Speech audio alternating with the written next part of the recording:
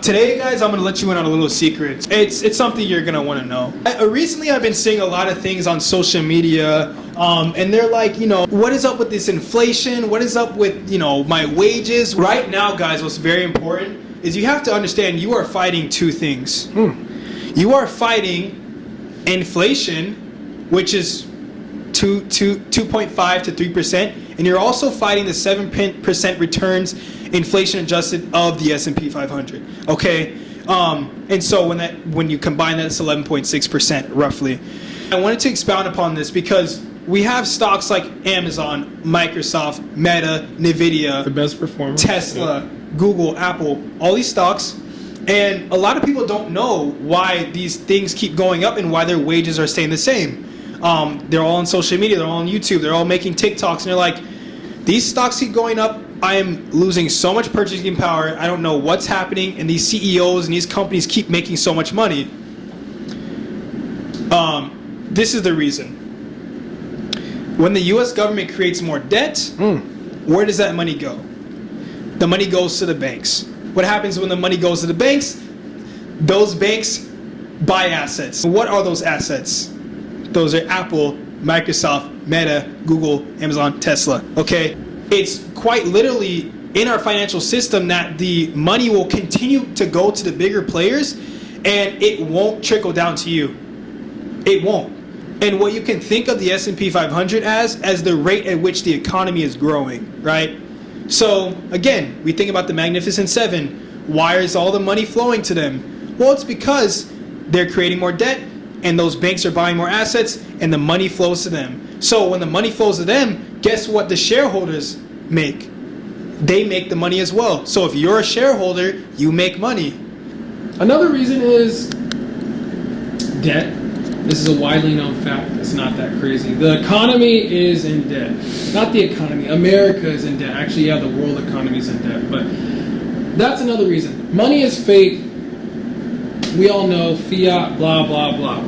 If this is the first time you're hearing about money is fake and it's just made up and it's pixie dust, go watch Wolf on Wall Street. It's that little, it's fairy, pixie dust. Pixie. It's a funny little thing. Money is fake. And it's crazy that it is fake. Once you figure out it's fake, you realize, okay. And tell them what is real. Yeah, that's what I was going to get to. What is real? So there's fake and there's real. You realize you have to pick a side. There's one line like this, and there's one line like that. What side do you want to be on? This line was the real money, economy, real estate, stock market, businesses that produce goods that you buy, bonds, gold. It can actually be used for something real. And there was another thing that was fake. Wages. What's wages? Pixie dust fairy money that doesn't go up. What side do you want to be on? Do you want to be on this side or this side? That's what Caleb was talking about. There's reasons why one line goes like this and one line goes like that. Exponential debt growth leads to exponential money supply growth. What that means is that every time we create debt in our U.S. economy, remember, it's going to flow to our biggest companies, Mag 7, right? So that quite literally means our U.S. economy is growing without you.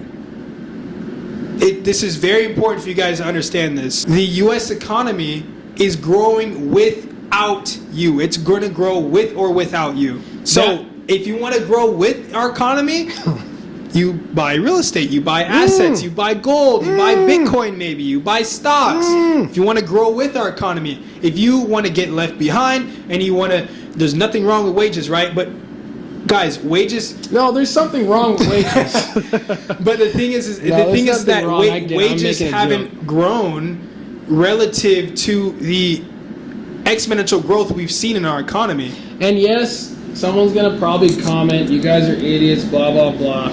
Yes, we're talking about lower half of the wages. You're connected to a company. Oh, if you worked at Nvidia, your wages are insane. Of course. Blah, blah, blah. We're not talking about that crap. Hey, we're talking about the normal person. there's something I was trying to do, butt in, because Caleb reminded me of something earlier, and I was like, actually, that reminded me of something. Me and Caleb talked about a lot how gold was stagnant for 15 years, and I was like a crazy bear on gold. For a little bit. I mean, I still hate gold, but it's more so like I just would rather invest in real estate or even crypto or different things. But aside from the point, even gold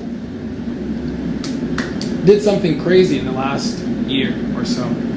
Did your wages do something crazy in the last year or so? No. Gold is up 9,000% ever since 1970. It's up 9,000%.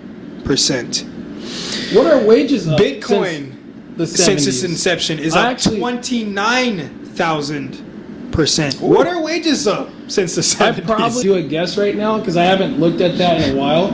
I think the average wage in 1970 was probably minimum wage $2 to $4. It was low. It was low as hell. But guess what? Your purchasing power in the 70s relative to your wage was still actually better than it was today. Yes. That's the funny thing about exponential inflation growth, guys, is that literally $2 an hour in the 70s or $5 an hour in the 70s is quite literally better than $20 an hour today. The ratio of the buying power, what Caleb was just talking about, it was still better even though it was lower then. It was way better. That's why people talk about, grandma's bought a house for 2 cents. There's memes on Instagram. Be a freaking bull, guys. Yeah. Guys, this is not to shill anything. This is not to We're shilling bulls. We're shilling our Discord. We're shilling. Yeah, join the Patreon. Subscribe. It's only $5 a month, guys, so you can become rich. It's not financial advice. Actually, this is financial advice. Buy Cardano. No. Okay, wait. Okay, all right, Joe. SEC, don't get me. All right, this is very important to understand this. We really need to drive this point home, guys. Yeah, let's finish it up. Let's drive it home. Is if you do not invest, you will be left behind. You'll be left behind. Because the economy, think of the indexes as our economy. And remember, when the U.S. creates more debt, it goes into the indexes. And when it goes into the indexes, there's more money created.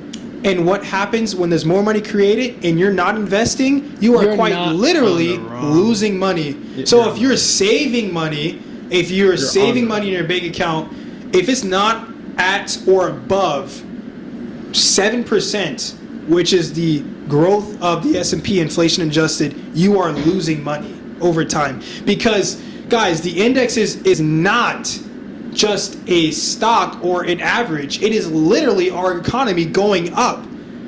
You have to think of it as our economy. And if you ever think that the economy is not going to keep going up, it's BullTheory.